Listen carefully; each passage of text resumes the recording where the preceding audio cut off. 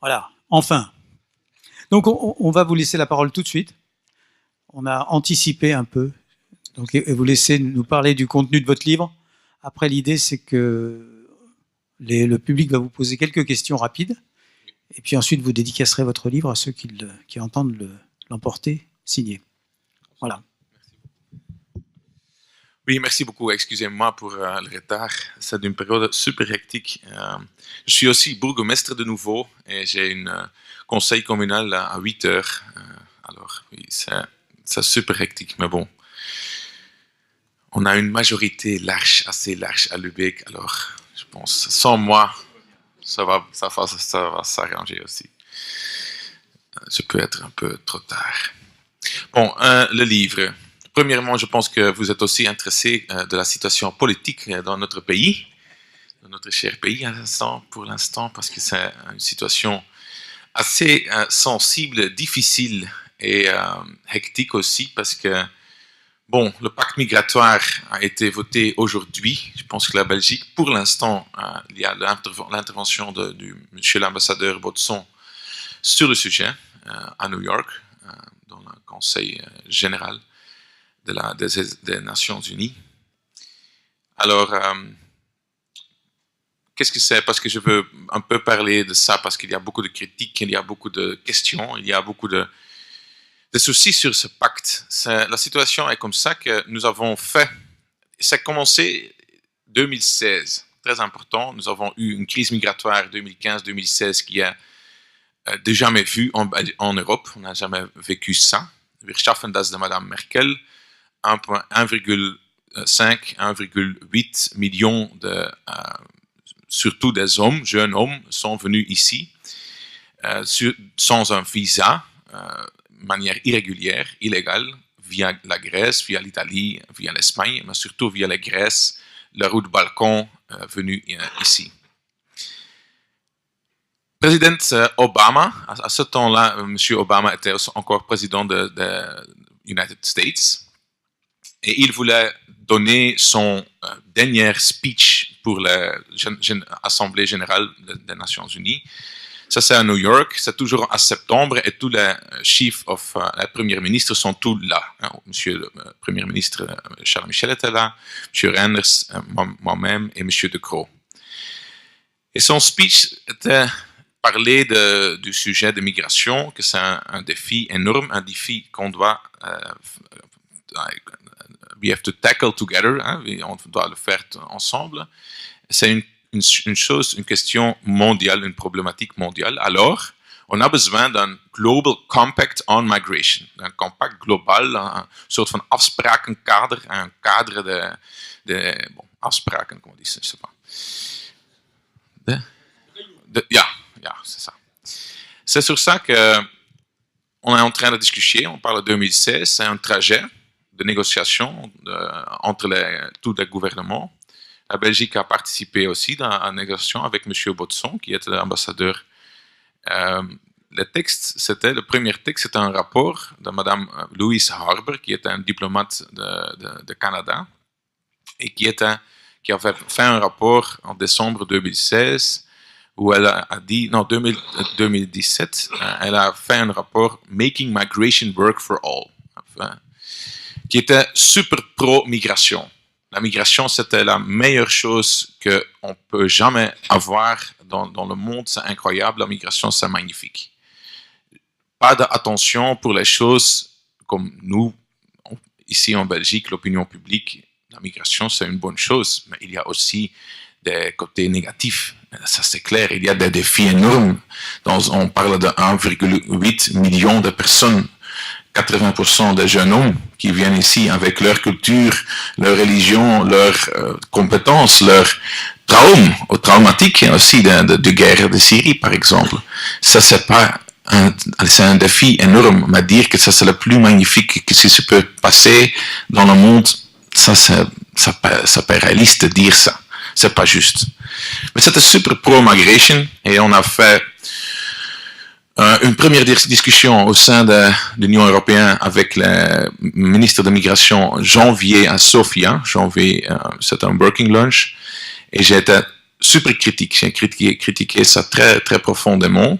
Et j'ai donné beaucoup de critiques et j'ai dit que c'est nécessaire que les fonctionnaires des Nations Unies doivent toujours dire, avec une, comment dit ça, une morele verhevenheid, avec une, comment dit ça en français, une supériorité morale de dire qu'immigration est toujours positive. Non, ça doit être plus nuancé, ce rapport.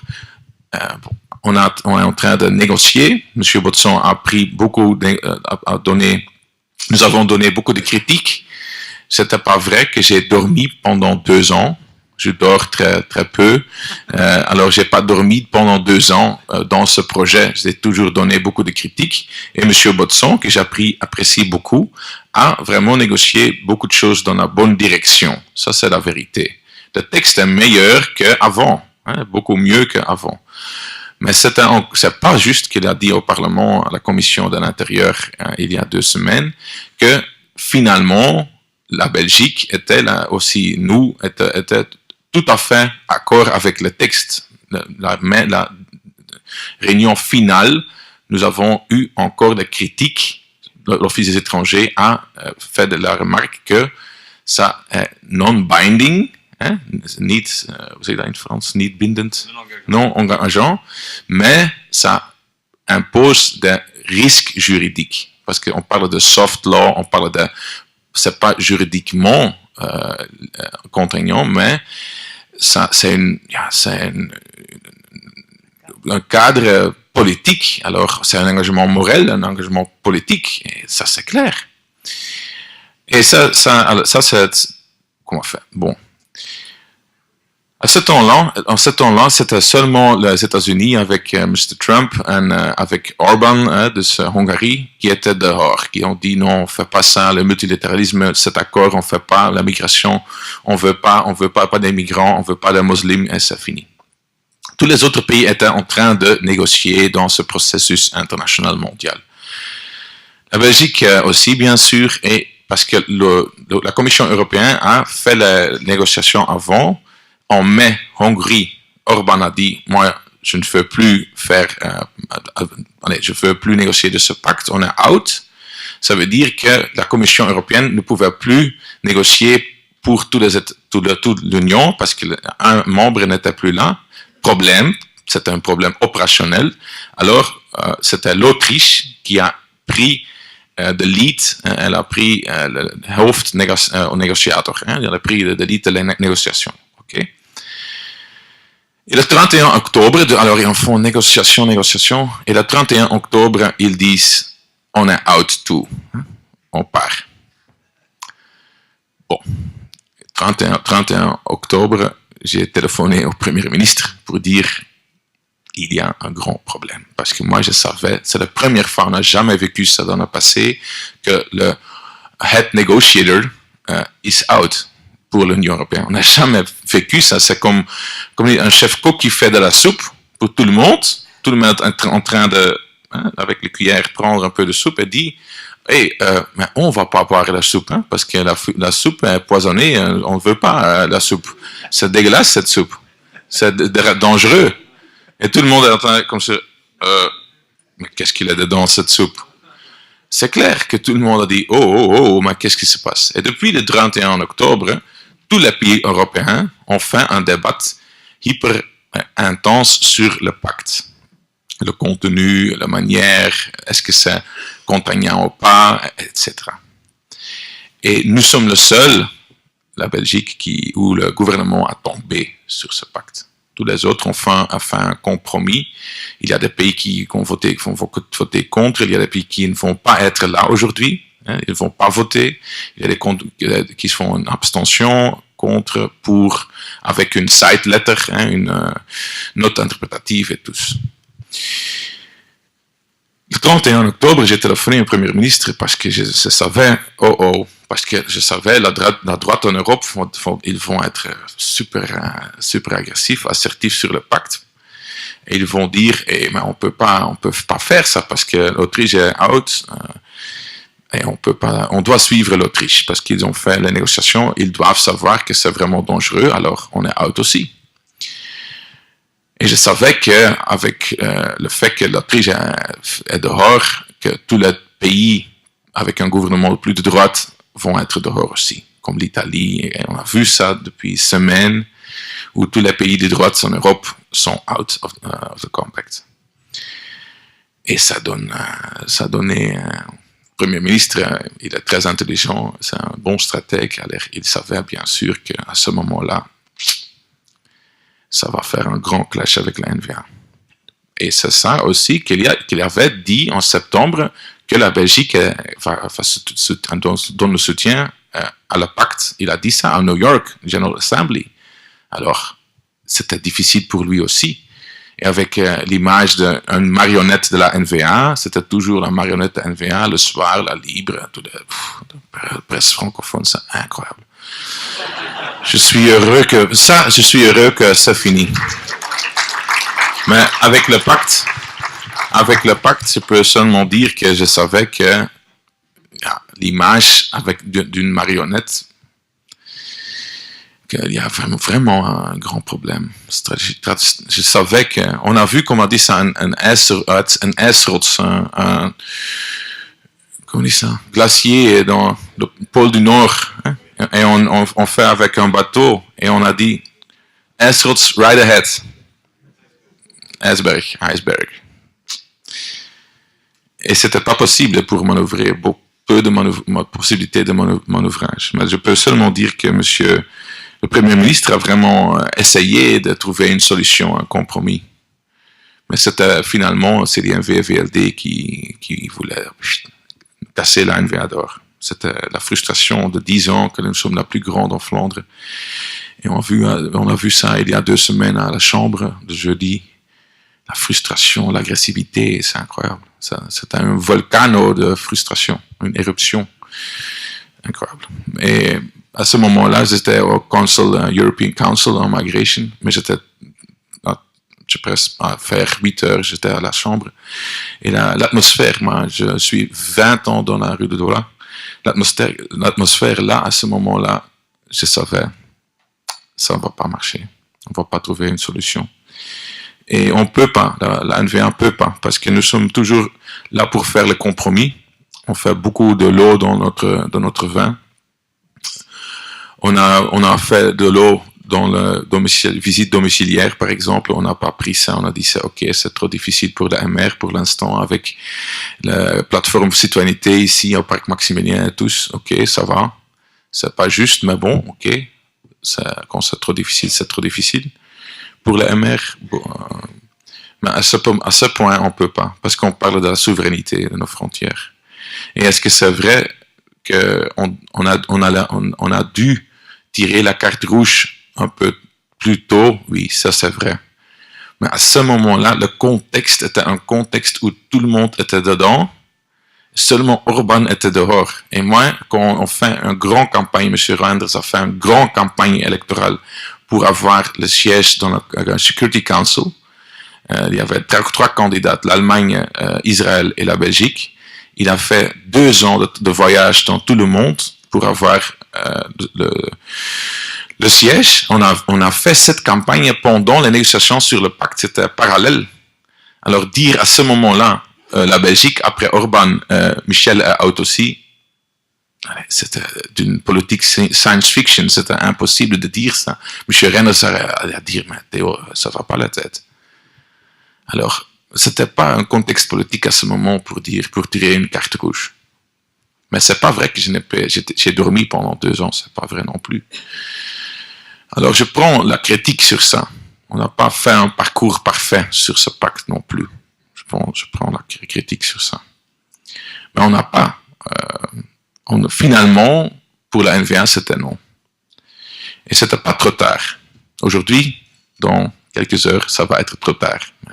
Bon, tous les pays européens ont fait un processus de discuter depuis le 31 octobre. Tous les pays européens.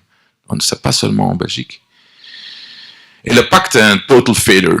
C'est vraiment un échec immense parce que quand on parle de la coopération internationale sur la migration. Bien sûr qu'on doit coopérer internationalement sur la migration.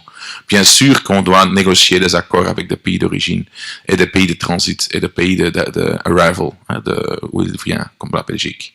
Bien sûr. Moi, j'ai négocié 17 accords avec des pays super importants pour la Belgique, avec des grands groupes migratoires en Belgique. Le Maroc. Nous sommes presque le seul pays européen avec un accord sur le rapatriement avec le Maroc. J'ai fait la Nigeria, très important.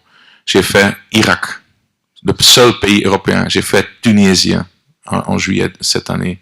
J'ai signé avec Somalie, premier pays européen avec un accord avec la Somalie, parce qu'ils ne font pas de rapatriement, ils n'acceptent pas leurs illégaux. Ils disent qu'ils doivent rester en Europe. Alors, on ne doit pas donner mes leçons à moi qu'on doit collaborer internationalement sur la migration. Je le fais. Je ne parle pas parole. Moi, je fais des accords. Il y a, dans les 11 ans avant moi, on a fait 17 accords. Moi, j'ai fait en 4 ans 17 accords avec des pays importants, pas la Mongolie, hein, avec le Maroc. Le nombre de Mongols illégaux en Belgique, c'est pas beaucoup, hein. C'est intéressant de l'avoir. Je vais le signer quand ils offrent, mais c'est pas une priorité, hein. Alors, ça c'est une chose que je dis, hein, bon, c'était une chose de souveraineté, c'était une chose super principielle. On fait des compromis, on fait beaucoup de lois avec Haut-de-Vin, ça c'est pas de problème pour moi. On a beaucoup d'expérience, nous prenons notre responsabilité tous les jours. On fait ça au gouvernement flamand, dans tous les locaux. Moi, je suis bourgmestre aussi, au niveau fédéral. On a fait beaucoup de compromis honorables. Ok. Mais ce pacte, c'était impossible. C'était impossible. Quand on touche le noyau, le DNA de notre parti, il n'y a pas la possibilité de faire trop de l'eau chez le vin, parce que ça va clasher dans notre parti, qui est un parti très principiel. Nous avons notre histoire et nous avons notre militant, et nous sommes différents comme les autres partis. Ça, c'est comme ça. Ça va être toujours comme ça. Et maintenant, je suis un peu, comment on dit ça? Verweest, comment on dit, je sais pas. Je me sens un peu, qu'est-ce qui s'est passé? Verweest, je ne sais pas comment on dit ça en français. Désorienté, c'est ça. J'ai dû 30 collaborateurs. On a fait beaucoup de... Nous étions 4 ans dans le centre du débat politique en Belgique, mais aussi européen. Nous avons eu beaucoup de tempêtes.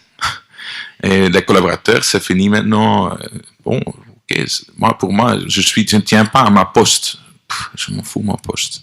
Le luxe d'être secrétaire d'État, je ne dis pas non, mais ça c'est pas bon pour moi, c'est pas essentiel. Quand c'est fini, c'est fini. Pour moi, c'est mes idées, mes idéaux. C'est pour ça que j'ai pris la route politique il y a 20 ans, comme seul, parce que je suis pas fils à papa, personne franken dans la politique. J'ai commencé... Non, je fais pas... Dat is geen verwijt, maar het is wel zo. Et j'étais le plus jeune dans le gouvernement. Maintenant, c'est Zoual. Zoual est plus jeune de moi. Zoual Demir. Allez, ex-gouvernement. Et bon, les 2 semaines qui sont passées, moi, je trouve ça un peu étonnant que... moi, je savais que ça va tomber. C'est impossible. On ne peut pas jeter la NVA dehors et avoir un gouvernement avec un tiers. C'est pas possible. On peut aller. Et c'est pas seulement la NVA, c'est Yann Yambon qui est super hyper populaire, qui est super un homme très fort. Et c'est moi aussi qui est aussi le premier, beaucoup. Allez, ça. Et les autres, on peut pas faire ça. Ça va pas passer en Flandre. Non, et non, mais qu'ils ont pensé de le faire et essayé, ça, je trouve une erreur stratégique que je ne comprends pas. C'est comme une tâche aveugle dans le lieu, je ne sais pas. Oh bon. Ok, excusez. Sur le livre, un peu de... Oui, quand même. Quand même, oui, je sais, mais je pense que l'actualité est très, très importante pour les gens ici aussi. C'est ça, oui. Ok, le livre. Un des grands criticismes du ONG et des partis de gauche était que la droite n'a pas une vision globale sur la migration. On parle seulement des musulmans, des islams, des problèmes ici dans la ville, des quartiers, comme ça. Et on dit on ne veut pas les migrants, on ne veut pas ça, et toutes les choses comme ça, mais on n'a pas une vision globale. Et le défi pour écrire ce livre, ça a duré 2 ans. C'est un projet pour avoir une réponse globale comme homme politique de droite sur les défis migratoires. Parce que la pression sur notre frontière extérieure de la zone Schengen et de l'Union européenne va seulement augmenter la pression. Quand on voit les facteurs contexte en Afrique, climate change, pauvreté, quand la démographie qui explose, hein, on va avoir 5 milliards, maintenant on a à peu près 1 milliard d'Africains, on va avoir 2,7 milliards en 2050. Alors, la pression sur notre frontière extérieure va seulement augmenter. Alors, on doit avoir une vision claire, mais globale. Et c'est ça la plus grande contribution à le débat politique, académique et sur la migration. Ça c'est clair. C'était mon défi. C'était pour ça que j'ai écrit ce livre. C'est pas mon premier livre sur la migration, c'est le deuxième que maintenant j'ai un peu plus de temps. Je peux peut-être rentrer au troisième. Dans quelques semaines, j'ai une très bonne idée sur ça. Je suis avec mon éditeur. Mais bon. Pour moi, la solution, c'est pas seulement du critique, c'est aussi une solution concrète. Pour moi, on a besoin d'un modèle australien. On doit faire des pushbacks. Toute la misère et le chaos a commencé en 2012 avec Hirsi-Yama versus Italia. C'était un cas pour le cours des droits de l'homme à Strasbourg, très important. Hirsi-Yama, c'est un jeune Somalien qui a pris le bateau illégal avec un trafiquant. Il a payé beaucoup pour son ticket pour arriver en Italie, en Lampedusa. Et il était, sauvé dans l'eau internationale. Et il a été pushback vers Tripoli, où il est parti. Hein. Il est parti à Tripoli de la Libye vers Lampedusa. Eau internationale, il a été pris par un bateau italien et ils ont fait un pushback vers... il est sauvé. On doit sauver tout le monde hein, parce que on pense que je dis un jour qu'on ne peut pas sauver. Bien sûr qu'on va sauver tous les gens dans la mer, ça c'est clair. Mais ça, c'est pas des discussions. La discussion est où est-ce qu'on le met après qu'on a sauvé ces gens. Ça, c'est la discussion, bien sûr. Et moi, je dis, ça peut pas être l'Europe. Ça doit être l'Afrique. On doit parce que Hirsi-Yama était sauvé par un bateau de la défense italienne, pushback vers l'Italie, et avec des ONG, il a fait un cas pour le cours de la droit de l'homme à Strasbourg, où il disait on ne peut pas faire ça, c'est contre l'article 3 dus van het Verdrag voor de Rechten van de Mens, het Europees Verdrag voor de Rechten van de Mens. Et il a gagné ça. Et à ce moment, avec cet arrêt, parce qu'ils ont dit, le cours a dit que l'Italie devait payer 650 000 euros à M. Hirsi-Gali, et il est très riche. C'est un très riche Somalien pour l'instant. Il est en Somalie, il n'est pas en Europe, mais il est très content. Et à ce moment-là, l'Italie a dit ça veut dire qu'on va arrêter avec les pushbacks qu'ils ont toujours fait. La Grèce, l'Italie, l'Espagne, la France, toujours fait des pushbacks. Et ils ont arrêté parce que c'était illégal, c'était pas possible de le faire. Et à ce moment, en 2012, on voit que les gens qui partent avec un bateau de la côte africaine ou Moyen-Orient vers l'Europe a explosé. Tous les étés, plus. Et en 2015, c'était l'explosion totale. Et ça a donné toute la crise migratoire. parce que le cours de droits de l'homme de Strasbourg a cassé notre frontière maritime. Il n'y a plus de frontière maritime. Quand on part avec un bateau et on est dans la zone internationale, c'est 11 zeemijl, hein, zeemijl, je ne sais pas comment on dit ça en français, de 1000, comme ça. C'est 20 minutes, 30 minutes avec un petit bateau. On est en Europe. Et tout le monde va payer 2 000, 3 000 euros, bien sûr. Ils vont payer un budget, un salarié annuel africain pour arriver en Europe. Même qu'on vient de Nigeria, où le taux de reconnaissance comme vrai réfugié est moins de 20%, ils ne s'intéressent pas à avoir des papiers, ils veulent seulement avoir un futur, et le futur n'est pas en Nigeria ou en Afrique, ils veulent un futur ici. Même quand c'est d'avoir pas de papiers, être illégal, irrégulier, ils s'en foutent. C'est mieux d'avoir des papiers, ça c'est clair. Mais quand c'est pas avec des papiers, c'est aussi bien. Et ça a donné beaucoup de problèmes. C'est pour ça que je dis qu'on doit faire des pushbacks comme l'Australie. On doit retourner tout le monde vers des camps d'accueil de réfugiés, des centres de réfugiés en Tunisie, en Égypte. On doit faire des accords. On a fait un accord avec la Turquie qui est similaire, mais on doit faire des accords très très importants avec des pays Afrique du Nord. Mais c'est très difficile. J'étais en Tunisie en juillet avec M. Yambon. On a parlé beaucoup avec le Premier ministre pendant plus d'une heure discrètement sur la solution et qu'est-ce qu'on doit faire.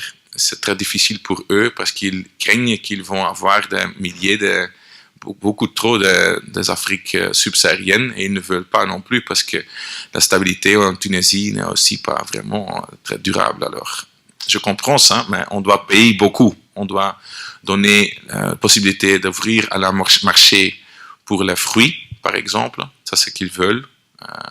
Les citrounes, les oranges et tout. Vous avez là, sinaasappelen. Bon, chouette. Orange, hein. Et les choses comme ça, ils veulent de l'argent, milliards d'euros. Mais c'est bien, parce que pour l'instant, vous savez qu'on a fait un deal avec la Turquie, ça coûte 2 milliards d'euros. Et tout le monde dit, oh, ça veut dire 70 millions pour la Belgique. Vous savez que notre crise de budget, notre budget pour le fait d'asile, seulement donner un lit, un pain, un bain à tous les demandeurs d'asile, dans la crise, c'était 600 millions d'euros par an.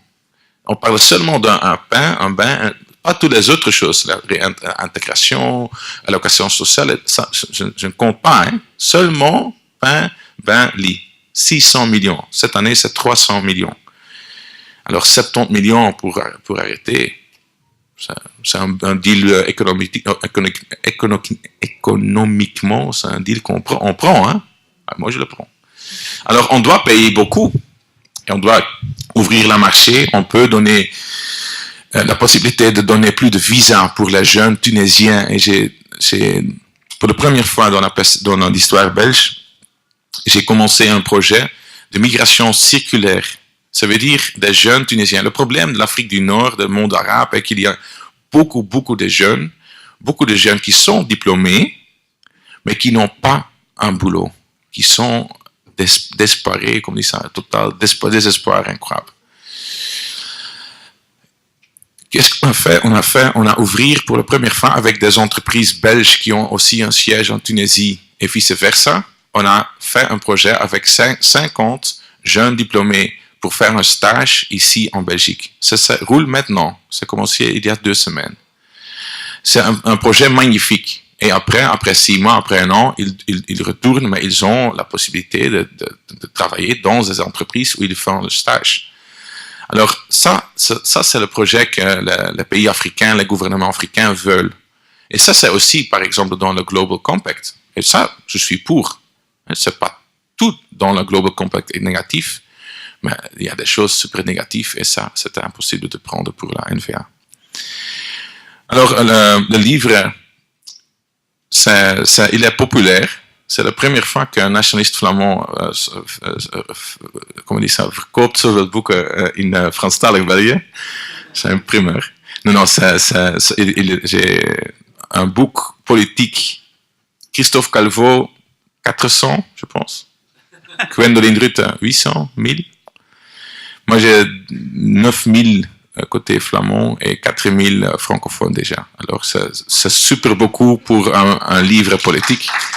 Alors, bien sûr, c'est clair que c'est aussi un thème qui est vraiment à haut dans l'agenda politique aussi. Ça, c'est clair. Mais je suis content sur ça. On a besoin d'un modèle australien, comme j'ai dit. On doit vraiment régler ça, mais on peut jamais nier les problèmes avec la guerre civile en Syrie. On peut pas jamais fermer nos yeux et nos cœurs. Nous sommes le continent le plus riche du monde. Et on doit être solidaire. C'est dans notre intérêt aussi d'être solidaire. On peut pas fermer les yeux pour les victimes de la guerre mondiale en Syrie, qui sont avec des millions. Et ça veut dire qu'on doit faire de la migration qui est ordonnée, qui est réglée. Et c'est pour ça qu'on fait des resettlements. C'est clair que pour moi, on sélectionne les vrais réfugiés et on leur donne un ticket d'avion, comme on fait, la Belgique le fait déjà, 1200 par an. Mais on doit arrêter avec le chaos et on doit fermer notre guichet d'asile à Bruxelles. C'est fini. On doit prendre les vrais réfugiés. Premièrement, ils doivent être accueillis dans les pays voisins et on doit donner plus d'argent à UNHCR, la HCR, qui est responsable pour les camps de réfugiés mondial. On doit contribuer beaucoup plus. Parce que 1 euro là, on peut faire 10 fois plus qu'1 euro ici. Ça, c'est clair. Et on doit sélectionner des vrais réfugiés, mais pas seulement des jeunes hommes. Parce que maintenant, ça, c'est juste. Ils disent le modèle, la critique de la gauche est que le modèle australien, c'est pas juste, c'est pas correct. Mais je peux seulement dire, c'est pas vrai. Le modèle actuel, c'est quoi? Des noyades, des milliers de noyades dans la Méditerranée. C'est quoi? Ça, c'est juste. C'est le modèle actuel. Des milliards d'euros à les trafiquants qui sont très, très graves. Hein? Parce qu'on parle de Mauda, la jeune fille qui a été décédée. Ils sont super, ze zijn heel driest, je sais pas comment on dit ça en français. Ils n'ont pas de scrupules, je vais dire comme ça. Et ils font tous les trafiquants. Ils mettent des jeunes dans des frigos pour arriver en Angleterre, par exemple. Des camions frigorifiques, comment ça? Incroyable. Ils font tous. Il y a beaucoup de morts qui sont dans le Sahel, qui meurent là. On n'a pas ça de dark number, on n'a pas le chiffre de ça, le nombre de ça. On ne connaît pas. Et dans la Méditerranée, et c'est quoi le modèle actuel? C'est la noyade, c'est le trafiquant de rendre plus en plus sans scrupules, plus en plus riches, parce que c'est un business de milliards. Et troisième, c'est qui arrive ici? Toujours les jeunes hommes, forts, les forts jeunes hommes. Et les femmes seules, où sont-ils? Et les petits-enfants, où sont-ils? Ils doivent tout rester dans les camps de réfugiés. Ça, c'est juste. Et les seniors, les vieux, et les plus vieux, plus âgés, et les gens qui sont handicapés, ils sont tous là parce qu'ils ne peuvent pas venir, ils n'ont pas la force ou l'argent pour venir ici. Ça, c'est juste? Je trouve pas, c'est pas juste. C'est pas correct. Ik vind dat niet rechtvaardig. Excusez-moi. Pour moi, on fait un modèle où personne peut entrer dans notre zone Schengen d'une manière irrégulière. On ferme les guichets à Bruxelles par Maximilien et tous, c'est fini. Mais on sélectionne les vrais réfugiés, aussi des femmes, aussi des enfants, aussi des gens qui ont des problèmes de santé. Et on est très humain. On peut jamais fermer nos yeux. Et on donne plus de contributions, on augmente, on triple notre contribution à HCR pour un meilleur accueil dans la région où les conflits se trouvent. Mais on peut pas absorber qu'on est en train d'absorber maintenant. C'est pas possible. Ça donne déjà beaucoup de conflits culturels aussi. Et c'est comme une vieille dame m'a dit un jour, j'étais en train de manger un petit lunch avec Geert Bourgeois, le ministre-président, qui est mijn leermeester, mijn politieke leermeester. Et c'était une vieille dame qui était là. Elle dit, ah, monsieur Franken, monsieur Bourgeois, elle est vraiment bruxelloise. Elle a dit, est-ce que je peux vous déranger? Non, non, allez-y. J'ai 80 ans et j'ai un lunch avec toute la famille, mais je suis un peu tôt. Ils vont arriver. Je veux seulement dire, monsieur Franken, vous faites ça très très bien.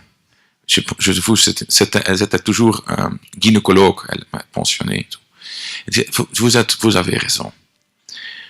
Parce que je dis toujours, la migration, c'est comme faire de la mayonnaise. Quand on fait de la mayonnaise, on kloppen, hein, me klopt de hele tijd, je moet opkloppen, hein, comme ça, et on met un peu de l'huile, toujours, mais lentement, et on fait de la mayonnaise magnifique. Mais quand on fait ça avec l'huile, il n'y a pas de mayonnaise. C'est pas possible. Ça doit être doucement, lentement. Et ça, mais on a besoin de l'huile. C'est pas de problème d'avoir de l'huile. C'est bien, c'est nécessaire. C'est un ingrédient nécessaire pour avoir de bonne mayonnaise. Mais on doit être ralenti, rustique, piano, piano. Pas 1 million, 2 millions dans un an, parce que ça va donner de mayonnaise qui n'est pas mangeable, comment on dit ça? Okay. Merci beaucoup.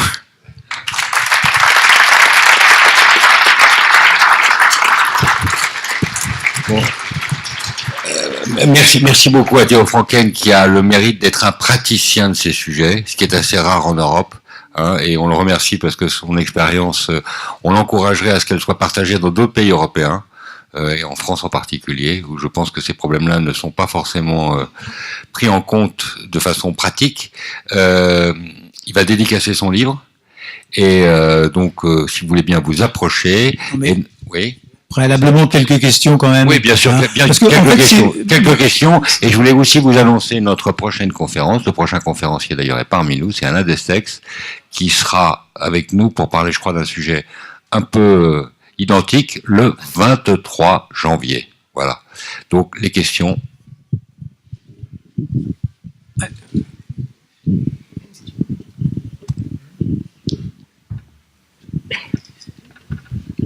Bonjour, il y a des questions. La première, vous parlez des modèles australiens, mais vous n'avez pas mentionné les modèles canadiens. Si vous pouvez développer ça un peu. Et la deuxième question, c'est quoi la différence entre la MBA et les blanches blancs par rapport à la migration? Oui. Merci beaucoup. Premièrement, oui, il y a aussi, alors moi je donne des solutions, c'est une vision sur il y a beaucoup de critiques sur la politique des hommes politiques, des femmes politiques, où ils disent la politique en Europe, la politique en Belgique, ça manque d'une vision en long terme. Ça, on entend beaucoup, ils disent, mais c'est toujours les choses du jour, les choses opérationnelles, mais il n'y a pas vraiment une vision sur le long terme. Qu'est-ce qu'on veut comme Européens? Qu'est-ce qu'on veut comme Union? Qu'est-ce qu'on veut aller? C'est quelle direction qu'on veut avoir? Et ça, c'est une vision à long terme, le modèle australien. Aussi, je parle aussi du modèle canadien. Mais pour exemple, Canada, c'est un pays particulier. Le modèle canadien, c'est intéressant pour avoir le modèle australien, un modèle où il y a une solution pour l'asile. Les gens qui demandent la protection internationale, qui doivent fuir leur pays parce qu'il y a la guerre, il y a une persécution individuelle parce qu'ils ont une opinion politique ou une race ou une sexe ou ils sont homophiles ou toutes les choses comme ça. Ça, c'est la Convention de Genève. Pour ça, cette voie migratoire, moi je dis modèle australien. Pour la voie migratoire active, la voie migratoire, quand on parle des gens qui veulent travailler en Europe avec un visum de travail, moi je préfère le modèle canadien, mais c'est une autre voie. Hein. Et troisième, sur le regroupement familial, c'est aussi une autre voie migratoire légale. Je veux le modèle danois de Danemark, qui est beaucoup meilleur que le nôtre. Et le modèle canadien, c'est un modèle pour stimuler la migration active, la migration des gens qui veulent ici contribuer, travailler. Et on a besoin, seulement à Vlaams-Brabant, hein, Brabant flamand, pour l'instant, dans ma région, nous avons besoin de 600 plombiers. Seulement plombiers, 600 vacatures. À l'aéroport, qui est le moteur économique de notre province, il y a plus de 2000 vacatures. Mon frère, c'est un entrepreneur, il a une grande entreprise à Vilvoorde. Et il m'a dit, j'ai vu cette semaine, on va chez OHL de football, mais bon, soit. Et il m'a dit, Matteo, 20 vacatures, 20 personnes. Vous devez faire ça. Et le VOCA, les entrepreneurs, ils veulent que je ouvre une nouvelle voie migratoire comme pour les laagscholden, pour les jobs niveau très... non, mais vous me comprenez, je veux pas être stigmatisant, mais je ne veux pas, parce que je comprends les demandes des entrepreneurs, mais je ne vais pas le faire parce que pour l'instant, parce qu'on a eu des dizaines de milliers de réfugiés syriens tous depuis 2014. Moi, je veux premièrement que les entrepreneurs engagent eux, parce qu'ils sont beaucoup, 90% n'ont pas un job pour l'instant. Alors, je ne vais pas ouvrir un nouveau voie et dire de Marocains, Turquie et tous, comme en 1960, venez pour travailler. Je comprends qu'il y a des exigences sur ça, mais je ne vais pas le faire parce qu'il y a beaucoup de vacatures et il y a beaucoup de gens qui n'ont pas de boulot de Syrie, d'Irak pour l'instant. Alors, on doit faire un meilleur match entre ce qu'on a à ce moment. J'ai fait un accord avec FEDAB, j'ai signé un accord avec le Forum, mais je n'ai pas signé avec Actiris. Le PS ne voulait pas ici à Bruxelles s'engager avec Theo Franken, et c'était impossible. Incroyable. Parce qu'on parle de travail, on parle de... Allez, c'est quoi le problème? On peut seulement aider les gens. Le modèle canadien est très intéressant pour vraiment avoir un modèle de migration travail plus actif avec des points sur l'intégration. Est-ce que vous connaissez déjà la langue? Est-ce que vous êtes éduqué? Et toutes les choses comme ça. Et ça, c'est une très très bonne initiative. Mais j'avais un incident avec mon collègue canadien au sein du General Assembly l'année passée à New York. C'est un homme qui est comme Macron, comment il dit ça, Trudeau, c'est le ministre de l'immigration de Trudeau, c'est très progressiste, super de gauche, et il était en train de dire, la migration c'est magnifique, et blablabla. Bla, bla. Et moi j'étais en train de dire, mais excusez-moi, mais vous avez une luxe géographique immense. Personne prend un bateau vers le Canada. Ils ne vont pas venir du nord, ils ne vont pas venir du sud parce qu'il y a les États-Unis qui sont là et ils sont très forts sur l'immigration. Alors, personne. Quand moi, j'avais le luxe d'avoir le luxe géographique d'être le Canada, moi, je pouvais dire ici aussi, la migration, c'est fantastique et tout. C'est pas correct ce que vous dites. Et il m'a répondu, parce que c'était un choc, tout le monde. Oh, qu'est-ce qu'il dit? Et c'était sur les journaux même, VTM était là aussi, pas RTBF, RTL pas, mais VTM était là. Et il m'a répondu, personnellement, il m'a attaqué, il m'a dit, moi, je suis un fils d'un Somalien, et vous dites que je suis comme ça. Moi, j'étais, oh my God, ça, c'est intellectuellement super dishonnête, super incorrect. On ne parle pas de vous, parce que c'est un fils d'un réfugié. Moi, je ne savais pas, il avait une couleur, mais bon, ça ne m'intéresse pas. Et il était super, super personnel, il m'attaque comme ça. Et un grand applaus chez tous les fonctionnaires des Nations Unies. Et moi, j'étais, oh my God, c'est so false, c'est si false. C'est pas correct de faire ça comme ça. Et le leader de l'opposition de Canada était dans la salle, c'était une femme. Elle m'a donné la carte après. Elle a dit, vous avez vraiment raison. Mais c'est impossible de gagner ici, dans ce milieu où on doit dire que la migration est magnifique, parce que tout le monde, c'est comme l'élite globale. Hein. Ma sœur, elle travaille pour le World Bank. Hein. C'est un peu comme ça. J'ai beaucoup de discussions avec elle. Elle est mariée avec un Danois qui est très critique sur la migration. Alors, elle est un peu... Ça va dans la bonne direction pour l'instant. Mais Non, c'est vrai. Deuxième de différence NVA Vlaams Belang, je pense que c'est très important de savoir qu'il y a une grande différence. Pour moi et pour la NVA, tout le monde est le bienvenu. On peut devenir tous les primo-arrivants quand on a l'engagement et on veut s'intégrer. Vous êtes le bienvenu. On fait une communauté ensemble. C'est un nationalisme qui est inclusif. Et c'est avec Asita Kanko, avec Daria Safai, avec beaucoup d'autres. Vous savez que nous avons le premier membre d'un gouvernement fédéral qui est d'origine allochtone, Zoual Demir. C'est la NVA qui l'a indiqué. Ce n'est pas des autres partis, c'est nous. Et c'est une fille d'un mineur, comment on dit ça, de Genk. Le premier bourgmestre d'origine allochtone marocaine, c'est la NVA, c'est Nadia Sminate à Londerzeel, très proche d'ici. C'est la NVA qui a fait ça. C'est pas le SPA, c'est pas le PS, c'est pas le GEPA, c'est nous. Alors, on doit pas me donner des leçons. Pour nous, tout le monde, on peut faire une communauté ensemble. Il n'y a pas de problème. Pour moi, quand on a une couleur ou pas, je m'en fous, c'est pas relevant. Et ça, c'est la grande différence. Alors, on a le premier échevin d'origine allochtone à Anvers. C'est pas le SPA qui a fait 90 ans de gouvernement à Anvers, la plus grande ville en Flandre, la plus ville multiculturelle en Flandre. C'est Nabila, c'est d'origine marocaine, double nationalité, de la NVA. Alors, ça, c'est la grande différence avec le Vlaams Belang, qui a un nationalisme exclusif, ou un nationalisme du sang. C'est pas ce que je raconte, c'est pas mon idéal, c'est pas les gens des choses qui je défends ou pour ça je fais pas un combat, c'est pas mon combat, c'est pas le même combat. Et je comprends à ce point la diabolisation de moi dans la presse francophone, c'est hallucinant.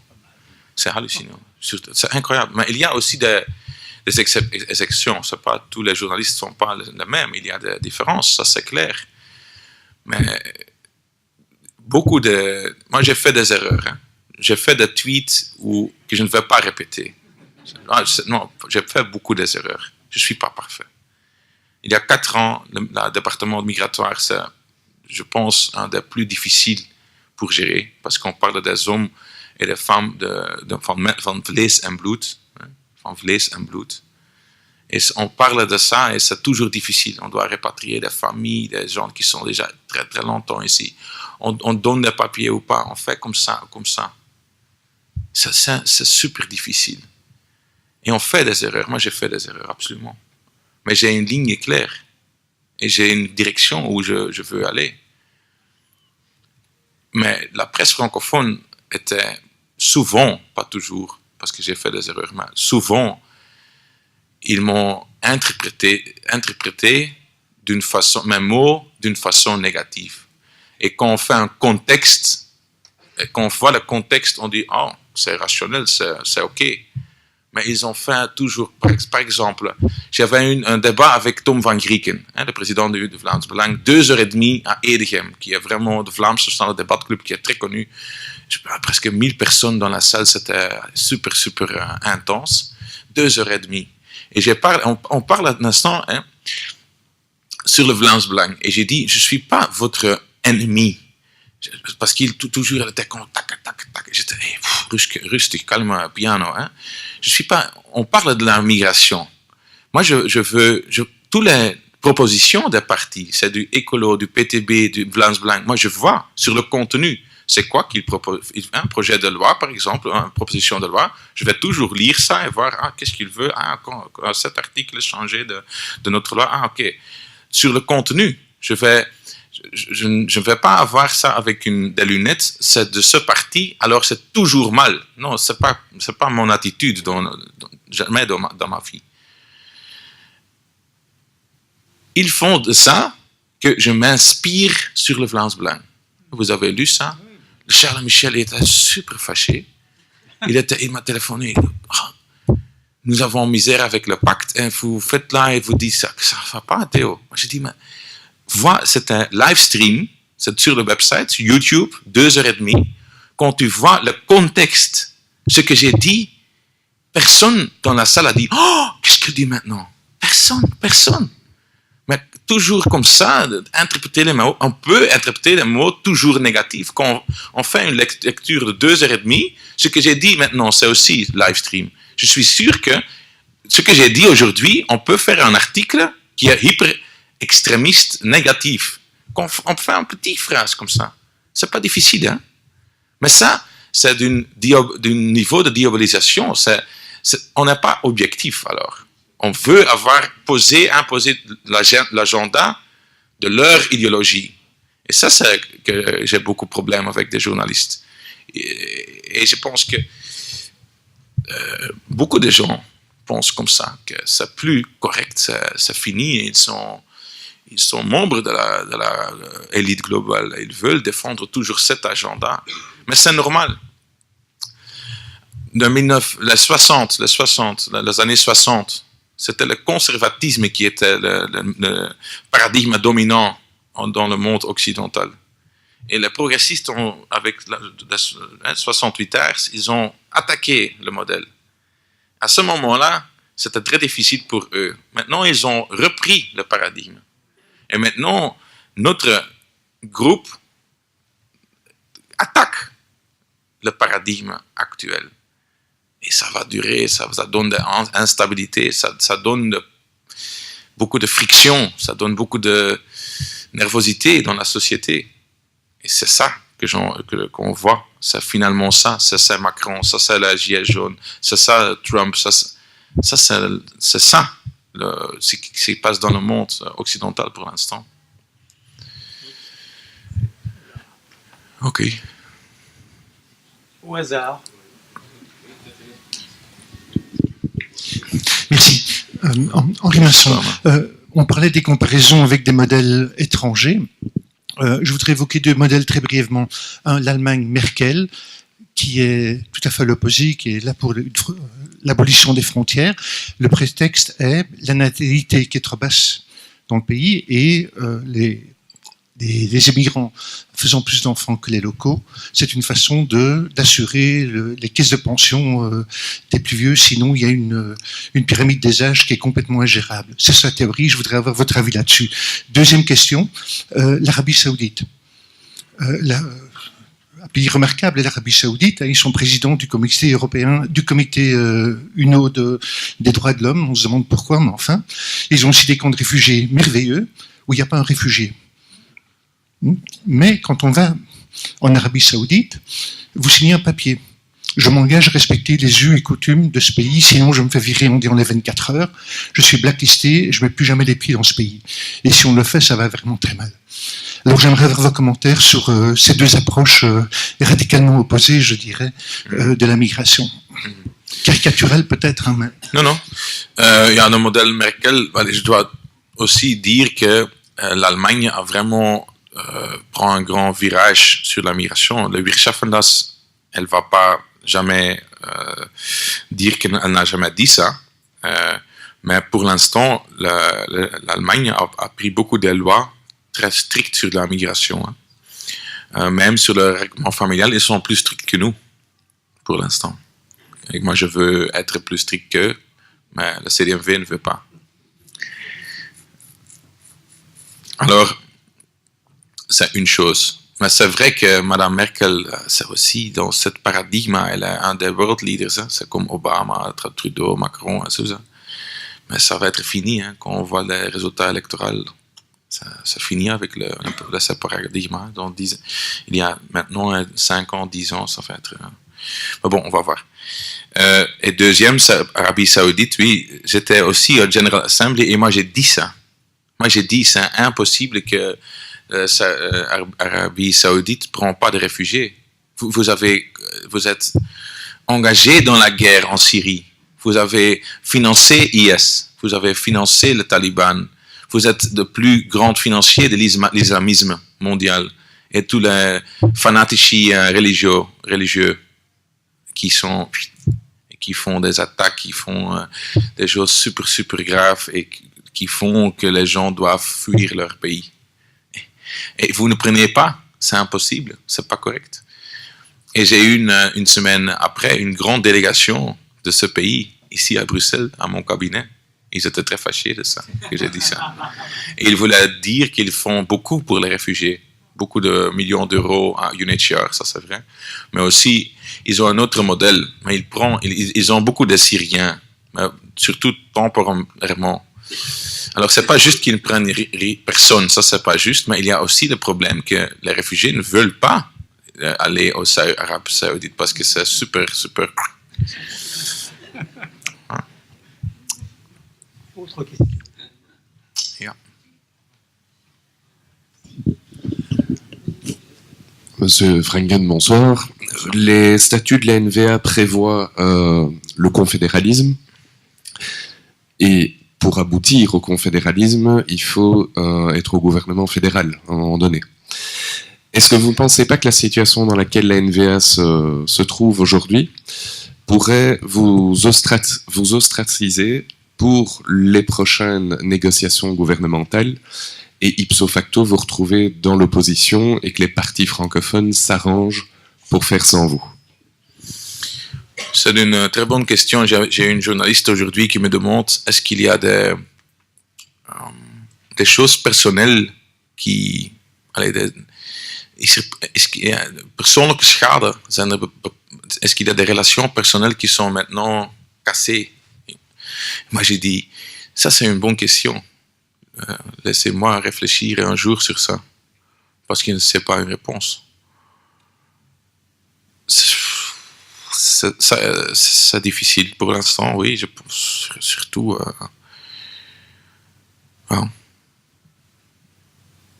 Mais je ne sais pas, je suis aussi un peu désorienté, je dois prendre un peu de vacances et penser, parler, je sais pas. Mais c'est possible, oui, pour l'instant. Seulement quand la NVA vraiment a beaucoup de voix, qui ne peut pas être détourné, comme dit ça. Oui, on doit être incontournable. Mais c'est clair que le pays, c'est difficile. Hein.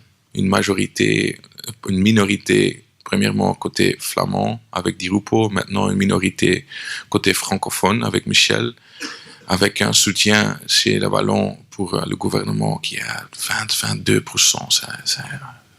C'est vraiment remarquable peu, comment on dit ça. Yeah. Alors, oui, c'est comme Macron. Mais je veux dire que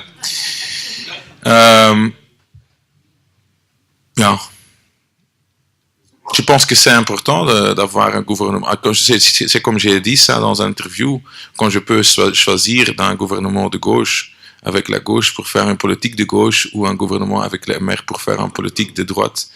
Et les MR, pour moi, peut avoir un peu plus de droite encore, mais je ne vais pas faire le processus de MR. Alors, je préfère une politique de droite, ça c'est clair, sur la migration, la sécurité, les choses socio-économiques. Mais la gauche est super, la Wallonie, super de gauche, hein, qu'on voit, c'est incroyable. Ici à Bruxelles aussi, écolo, Défi qui est aussi de gauche, PTP, PS, c'est incroyable, je comprends rien. Et il y a, quand on voit la NVA, Vlaams Belang et tout, va aller encore plus de droite côté flamand, encore plus de gauche côté wallon. Le milieu, ça se trouve où, hein? Est-ce qu'on c'est encore possible de trouver le milieu? Ça va être difficile, je pense. Alors oui, pour le pays, je pense que Roi Philippe a beaucoup de soins pour l'instant.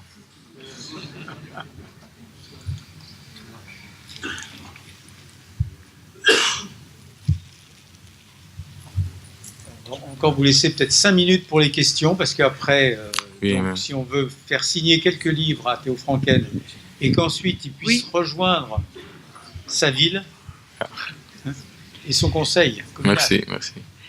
Oui. Monsieur Franken? Ouais, un instant. Oui. Kun jij iets laten weten dat ik iets later doe? Ja, oké. Vous avez parlé de vos accords avec la Tunisie. Ok. Oui.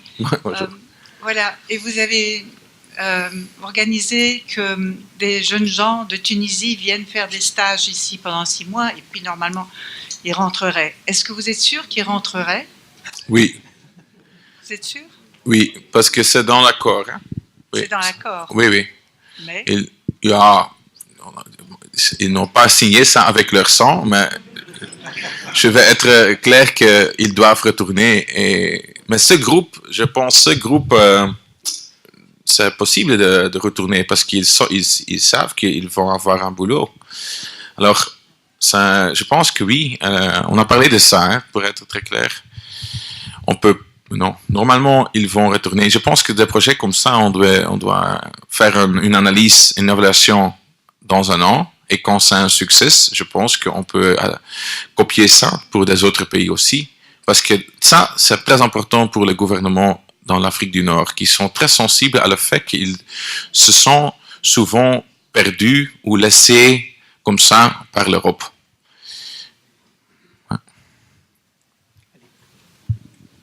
Une autre question, 2 autres questions, et après on passe au signature. Moi, je voulais juste poser une question sur la Cour européenne de justice de Strasbourg. Vous nous avez dit quelque chose de très inquiétant, vraiment très inquiétant, et en plus de ça, je ne le savais pas, cet arrêt extraordinaire que vous avez cité tout à l'heure, qui est peut-être dans votre livre, oui, mais justement, on va le lire. Mais c'est épouvantablement inquiétant. Or, c'est la raison, c'est à cause de cette Cour que le Brexit a eu lieu. En fait, les Anglais ne supportent pas qu'on leur dise la loi, alors que c'est eux qui sont censés la faire. Mais nous aussi, en principe, on ne devrait pas accepter ça. Moi, j'ai toujours entendu dire que les traités étaient supérieurs à la loi européenne, à la loi du pays, seulement s'ils ont été approuvés par le Parlement. Mais tout ça, c'est complètement aberrant. Ça n'est pas approuvé par personne. C'est un gouvernement des juges, et en plus de juges internationaux, dont, paraît-il, il y aurait des Turcs. Oui, les Russes, c'est tous. Oui. Qui vont nous donner des leçons de droits de l'homme. Ah, absolument. C'est un grand problème.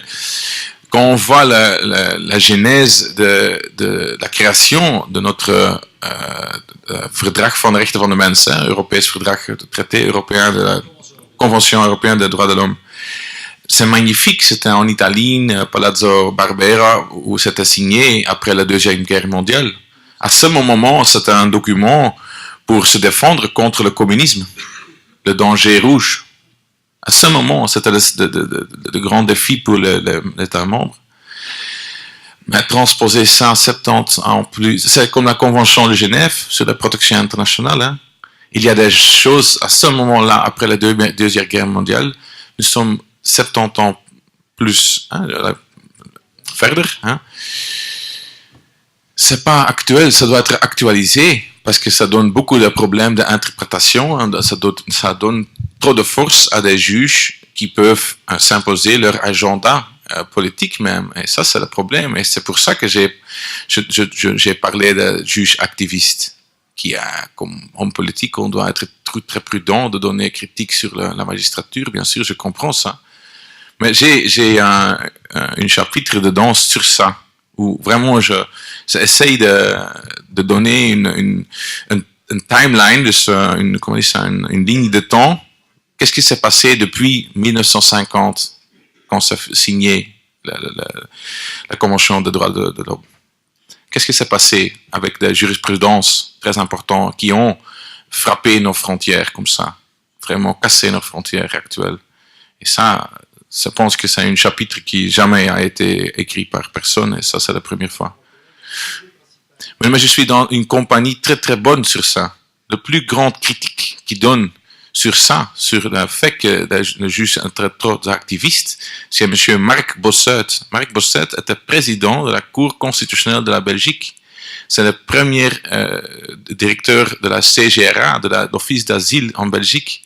Il connaît très très très bien. C'est un juriste une éminence grise incroyable. Il dit ça.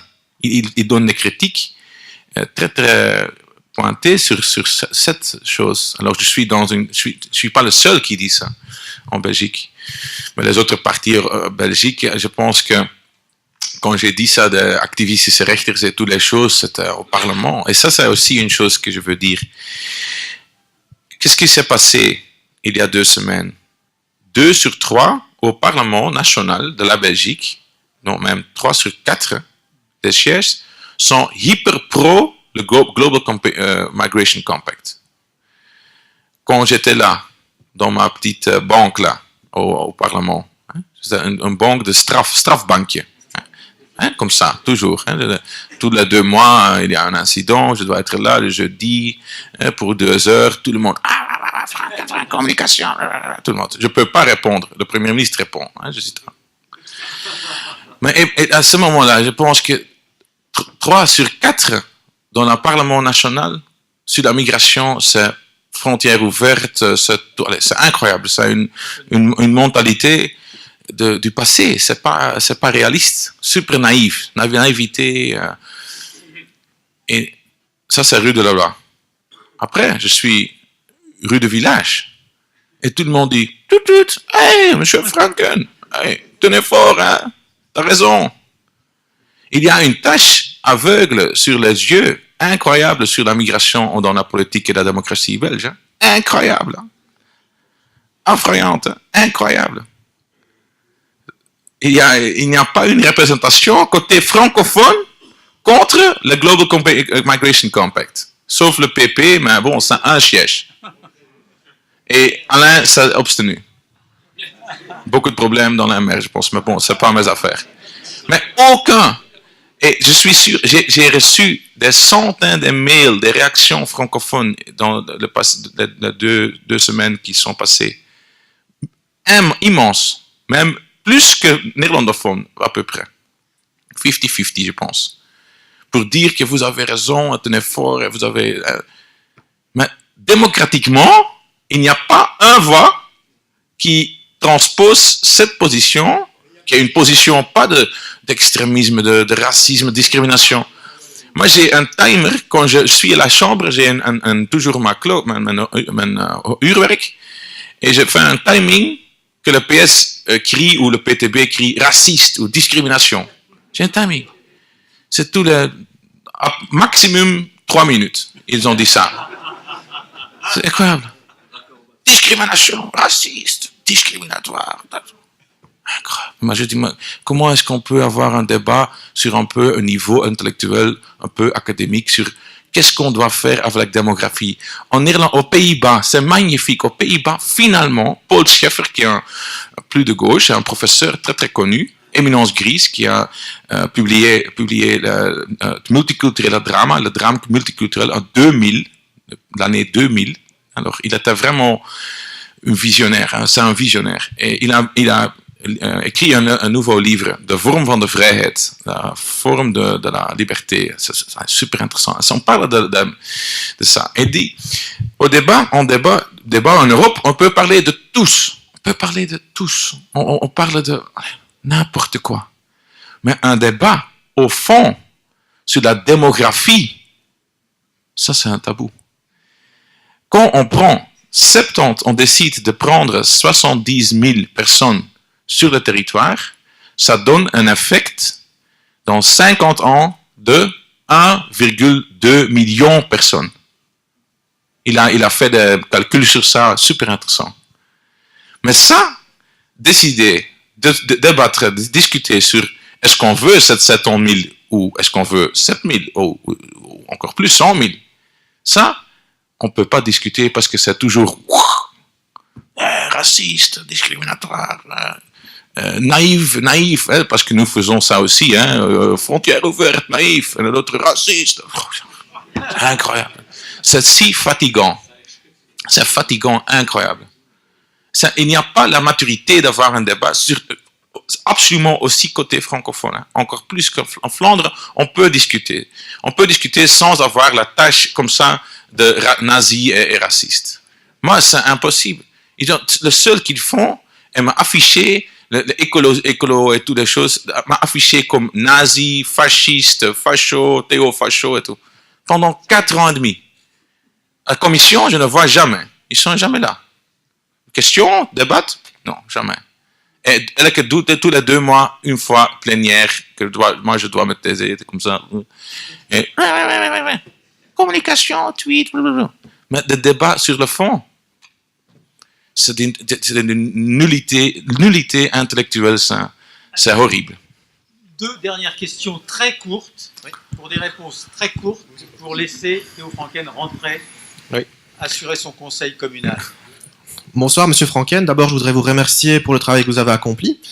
Moi, il y a quelque chose qui m'inquiète avec le nouveau pacte sur les migrations, c'est la liberté de presse avec l'objectif 17, notamment qui parle d'utiliser des termes, de la terminologie positive pour parler de la migration, et que même les subsides pourraient être supprimés s'ils n'en parlent pas assez bien. Et dans le cas inverse, on leur propose de faire des subsides s'ils ont une image positive de l'immigration.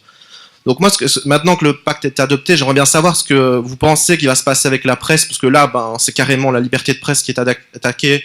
C'est un peu un genre de Pravda pour moi, carrément. Et est-ce que vous ne pensez pas que en ce qui concerne ce pacte sur les migrations, que ça aurait dû simplement être l'objet d'un référendum par rapport au peuple? C'est le peuple qu'on aurait dû demander là-dessus, parce que visiblement, comme vous le dites, les Wallons n'en veulent pas. Les Flamands n'en veulent pas. Simplement, le seul qui le veut, c'est Charles Michel, visiblement. Non, oui, dus, première sur la liberté de presse, oui, c'est une paragraphe qui a été adapté. Hein. Je pense que ce que vous dites, c'est pas la version finale. Mais oui, c'est une chose c'est un des choses qui sont pas équilibrées dans le pacte. C'est pas un pacte équilibré. Hein. Et c'est un pacte, c'est un total failure, hein, parce que tous les continents qui prend netto des migrants disent non. L'Australie n'a pas voté aujourd'hui, les États-Unis n'a pas voté, et l'Europe, le pays qui a négocié pendant tous les mois, c'est l'Autriche, est dehors aussi. Et l'Europe est super in dubio. Hein, les pays oui, des autres pays qui disent non, ça c'est un grand problème. Alors, et tous les pays qui va voter aujourd'hui, c'est tous les pays qui sont des pays netto émigration, hein, où il y a une balance netto et d'immigration, pas d'immigration. Tous les pays qui ont une netto balance immigration disent non. Alors le pacte, c'est un échec total. Et sur ça, on doit tomber le gouvernement et on dit une abstention, c'est un non, c'est un non. Moi, je ne comprends pas. Je ne comprends pas que... Ils disent toujours que c'est non contraignant, non contraignant. Ouais. Mais moi, je dis, je ne suis pas sûr. Ils disent, non, c'est non contraignant, c'est sûr, 100%. Alors, quand c'est si important, quand c'est pas important parce que c'est non contraignant, pourquoi tomber le gouvernement sur ça? Pourquoi pas une abstention? Pourquoi? Bon, la dernière question, un Européen originaire de la patrie de M. Salvini. Voilà, très vite. Vous ne pensez pas qu'en prenant acte, comme vous avez dit, de cette vide incroyable à droite qu'il y a dans le monde francophone, d'un point de vue des partis organisés et représentés au Parlement, la NVA ne devrait pas s'investir directement électoralement, comme a fait la Ligue du Nord en Italie, même en Wallonie, ou en favorisant un nouveau sujet politique? Parce que malheureusement, comme vous voyez ici, on a vu le résultat aussi électoral à Bruxelles et pas seulement dans la Wallonie, les maires ne tiennent pas, c'est pas suffisant, c'est évident, sauf quelques petites exceptions, mais et après, au moment de la vérité, comme dans cette crise gouvernementale, et vous restez seul, et comme vous dites justement, la Flandre va de plus en plus à droite, et la Wallonie et Bruxelles, ça reste comme ça, mais par contre, il y a une opinion publique pas représentée francophone qui est complètement dans la ligne de contestation des paradigmes, comme vous dites. Pratiquement, on se retrouve au centre de l'Europe, c'est le seul endroit où la gauche avance. Et ça, c'est inquiétant. C'est la plus difficile. Non, mais c'est vrai, monsieur, vous avez à 100% raison. Mais en NVA, à Bruxelles, on va être là, mais à Wallonie, je peux, c'est pas dans mes mains seul, c'est le parti, c'est Bart de Wever, c'est super. C'est une question très sensible. Vous savez que je ne peux pas répondre ici dans la salle de dire oui ou non, ça va être. Oui, c'est très bien pour comment dire ça, la réputation de votre cercle, Monsieur le Président. Quand je dis ça ici sur la tribune, on va introduire la liste NVA en Wallonie, mais je ne vais pas dire ça, pour être clair. Mais je comprends très bien votre souci. Mais bon, je pense aussi que c'est nécessaire de pousser sur le MR qu'ils doivent être... allez, je sais pas. Mais bon. Le seul élu de droite au MR, il est là ce soir. C'est difficile. Bon, merci à tous. Ok, merci beaucoup.